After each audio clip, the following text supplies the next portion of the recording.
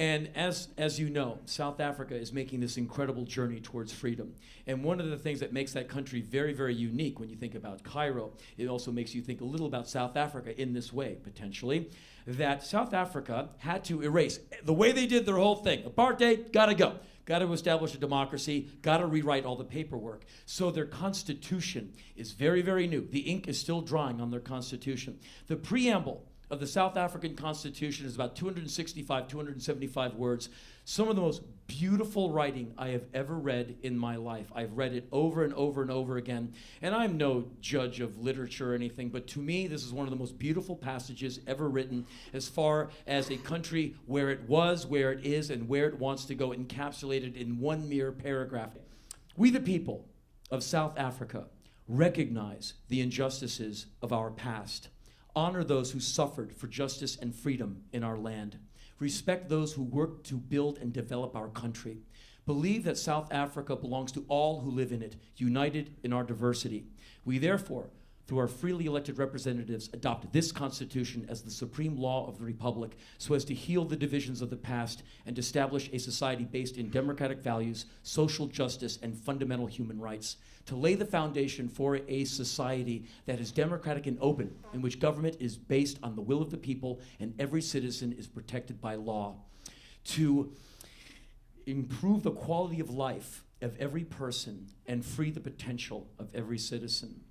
To make a united and democratic South Africa able to take its rightful place as a sovereign state in the family of nations. And I think I reversed one or two peoples or citizens, but that is, by and large, the preamble of the Constitution of South Africa. No, I don't have great powers of memory. I just have a lot of time on my hands. And that, to me, was so powerful. Thank you. If only I had written it. But think about it, my good friends. It's so powerful in its humility, in that it does not boast. It just says, we have work to do. And if in our Constitution something is, and there's a lot of amazing parts of the Constitution, like many of you, I actually do read that thing pretty much every day, little bits of it, trying to get my head around it.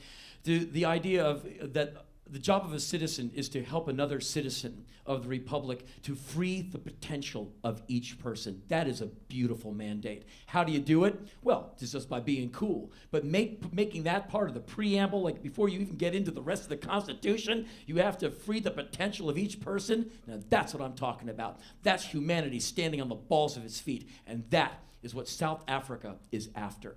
And there's a lot of bumps in that road. But in my opinion, I go there every few years, and it's getting better and better as it goes. And that's what just shows you what people can do when they're motivated, when freedom is the prize, when they're not off with moneyed interests or lobbyists, when they're looking at the overall, like the real rock get down.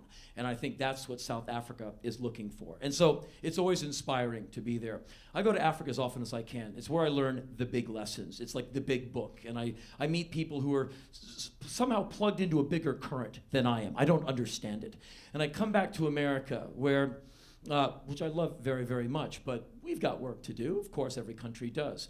But I get a lot of inspiration by leaving America and considering my America from abroad and then coming back and trying to use that inspiration to do something good. Usually I just get a lot of hate mail. Get out of my country, you communist, spelled with a K. It's fine, it's fine. It just means you got someone's attention.